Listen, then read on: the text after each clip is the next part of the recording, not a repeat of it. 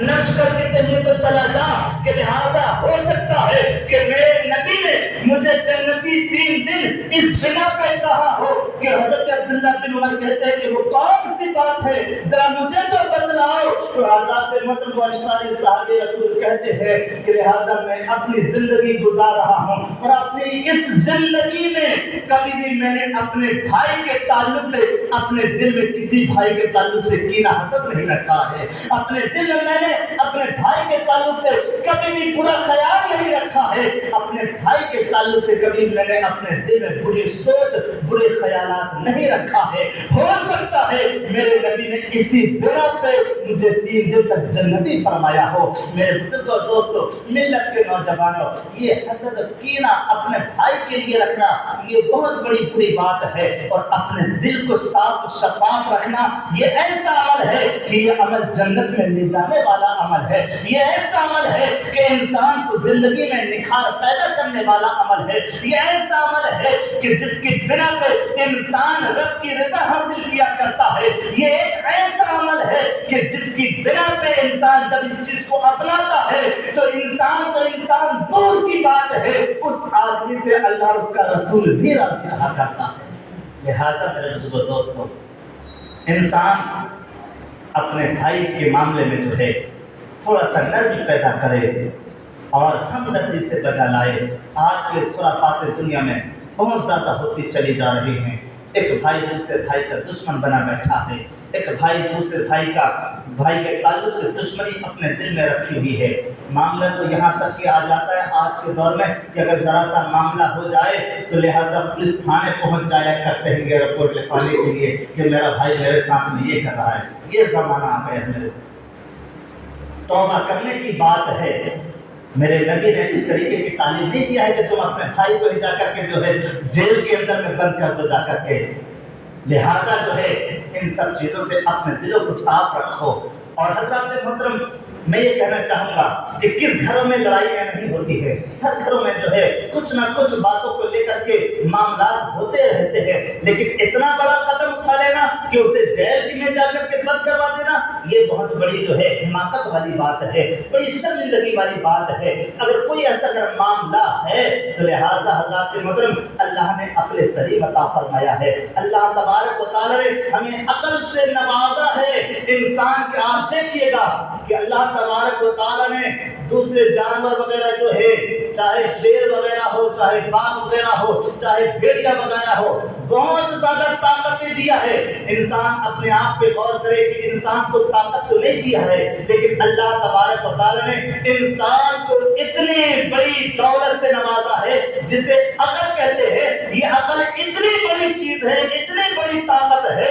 कि बड़े से बड़े शेर को अकल के जरिए से काबू कर लिया करता है। बड़े से बड़े हाथी ताकतवर जानवर को अपने अकल के जरिए से उसे अपने काबू में कर लिया करता है। तो मैं कहना चाहूंगा कि इंसान के लिए सबसे बड़ी जो है ताकत की चीज उसकी अकल हुआ करती है। तो इंसान अपनी अकल का इस्तेमाल करे और अकल का इस्तेमाल करके अपने जो है एक भाई के लिए जो है रहम दिली के साथ में जो है मामले को रफा दफा करके जो है बढ़िया खुशहाल तरीके से अपनी जिंदगी को बसर करे। क्योंकि इसलिए कि मेरे दोस्तों, इंसान की जिंदगी कितने दिन की है कोई नहीं जानता है, कब इसका बुलावा आ जाए। लिहाजा हज़रात मोहतरम, ये चंद दिन की जिंदगी है, चंद दिन के मेहमान हम इस दुनिया में हैं। तो लिहाजा अपनी इस चंद दिन की जिंदगी को खुशगवार तरीके से एक फूल की तरह निखार करके जो है अपनी जिंदगी को गुजारे और उसके साथ साथ जो है अपने दिलों में जो है बुग़्ज़, हसद, कीने को दूर रखे, कोसों दूर रहे इन सब चीजों से और इखलास और मोहब्बत के साथ में जिंदगी को गुजारे। और देखो हज़रात मोहतरम, सहाबाए किराम का मामला किस तरीके का था और उसके साथ साथ नबी के चाहने वाले गुलामों का मामला क्या था कि एक भाई के दूसरे भाई के लिए किस तरीके से हमदर्दी थी। और जरा देखिएगा, उमर फारूक आज़म रज़ियल्लाहु तआला का जमाना है और जंग यरमुक होने वाली है। जंग यरमुक का मामला है और उमर फारूक आज़म रज़ियल्लाहु तआला ने जंग यरमुक में जो है حضرت ابو عبیدہ بن جراح صحابی رسول کو جو ہے سپہ سالار کا انتخاب فرمایا کہ تم سپہ سالار رہو، اور اس کے ساتھ ساتھ میں جو ہے آپ دیکھیے گا جنگ یرموک کہاں پر ہوئی، یہ جو ہے دمشق کے اندر میں جو ہے ایک مقام ہے جس کا نام جو ہے دمشق کے بازو میں ایک میدان ہے جس کا جہاں پر جنگ یرموک ہوئی ہے، جہاں اس کا نام یرموک ہے، وہیں پر اس سے ایک جنگ ہوئی ہے مسلمان اور رومیوں کے درمیان پہ۔ تو لہذا جو ہے جب جنگ یرموک ہوئی تو ہونے کے بعد میں جو ہے بہت سے مسلمان شہید ہوئے، اور اللہ تبارک و تعالیٰ نے اس جنگ یرموک میں مسلمانوں کو فتح نصیب عطا فرمائی۔ اب آپ دیکھیے گا کہ ایک حضرت ابو جہیم رضی اللہ عنہ کے ہے ایک شخص ہے، وہ کہتے ہیں کہ لہٰذا جب جنگ ختم ہو گئی اور جب جنگ ختم ہوئی تو بہت سے مسلمان زخمی تھے، تو لہٰذا میرے پاس میں ایک پانی کا مشکیزہ تھا، میرے پاس ایک پانی کا مشکیزہ تھا، تو میرے دل میں خیال آیا کہ لہٰذا جنگ اتنی بڑی ہوئی ہے، لہٰذا بہت سے لوگ پیاسے ہوں گے، تو لہٰذا جو ہے انہی میں سے جو ہے ابو جہل کہتے ہیں کہ میرا چچا زاد بھائی بھی موجود تھا، تو لہٰذا میں اپنے چچا زاد بھائی کے لیے مشکیزہ لے کر کے پانی کا دوڑا اور اپنے چچا زاد بھائی کے پاس میں گیا اور اسے اس کے سر کے ذریعے سے اپنی گودی میں بٹھا، اپنی گودی میں اس کا سر رکھا، اور رکھنے کے بعد میں جو ہے مشکیزے کا ڈھکن کھولا اور اپنے بھائی کے جو ہے منہ پر پانی ڈالنا چاہا، تو اتنے میں بازو والا ایک مسلمان تھا جس کا نام ہشام بن عاص رضی اللہ عنہ، وہ ایک بزرگ شخص تھے، وہ بھی جو ہے اس زخمی حالت میں موجود تھے کہ انہوں نے آتش کی صدا بلند کی کہ یعنی مجھے پیاس لگی ہے، تو حضرت محترم وہی حضرت جہل کہتے ہیں کہ میرے چچا زاد بھائی کو بھی سخت پیاس لگی ہوئی تھی، لیکن انہوں نے کہا کہ لہٰذا مجھے چھوڑو، اپنے بازو والے بھائی کا خیال ذرا رکھو، مجھ سے زیادہ اکثر پیاس لگی ہوئی ہے۔ تو حضرت محترم ابو جہل کہتے ہیں کہ میں مشکیزہ لے کر کے بازو والے کے پاس میں گیا، جب بازو والے کے منہ پہ جو ہے اس کے ہونٹوں پہ مشکیزے کو لگانے والا تھا اور پانی ڈالنے والا تھا، اتنے میں بازو والے شخص کی آواز آئی آتش کر کے کہ مجھے بھی پیاس لگی ہوئی ہے، تو وہ شخص کہتا ہے کہ جو زخمی حالت میں ہے کہ لہٰذا مجھے چھوڑو، مجھ سے زیادہ وہ میرے بازو والے بھائی کو زیادہ پیاس لگی ہوئی ہے، اس کو لے جا کر کے پانی پلاؤ۔ تو ابو جہل کہتے ہیں کہ جب میں تیسرے شخص کے پاس میں جب پانی پلانے کے لیے جب پہنچا تو اس کی روح قبض سے انسری سے پرواز کر چکی تھی، اس کا انتقال ہو چکا تھا، اب لہٰذا ابو جہل کہتے ہیں کہ اب اس کی روح تو پرواز کر چکی ہے،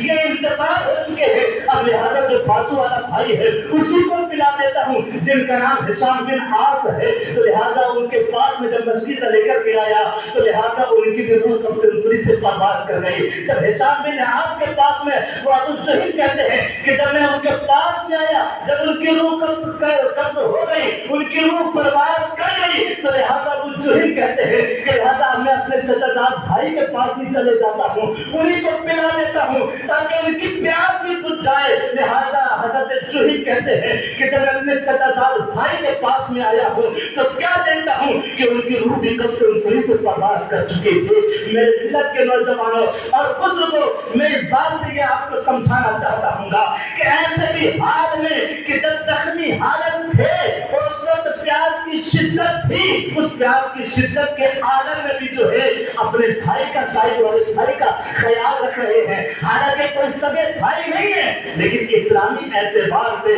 جس کے بارے میں میرے آقا نے ارشاد فرمایا المسلم اخو المسلم، ایک مسلمان دوسرے مسلمان کا بھائی ہے، تو لہذا جو ہے اس اعتبار سے انہوں نے ایک بھائی کے پرتے جو ہے اس طریقے کی ہمدردی دکھائی کہ لہذا خود کو تو سخت پیاس لگی ہوئی ہے، لیکن صاحب والے بھائی کے کار جو ہے اس نے جب آواز دیا ہے تو لہذا پیاس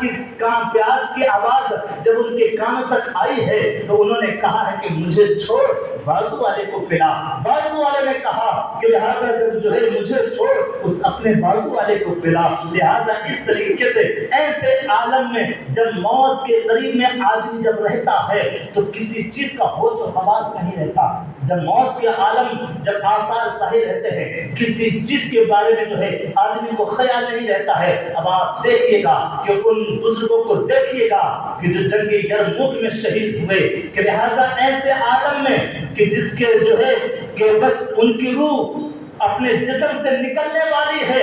ایسے عالم میں بھی اپنے بھائی کے ساتھ ہمدردی دکھا کر کے اس کا خیال رکھنے کے لیے کہہ رہی ہے۔ لہذا حضرات محترم، یہ ہے ہمارے بزرگوں کی تاریخ ہے، یہ ہے ہمارے جو ہے بڑوں کی تاریخ،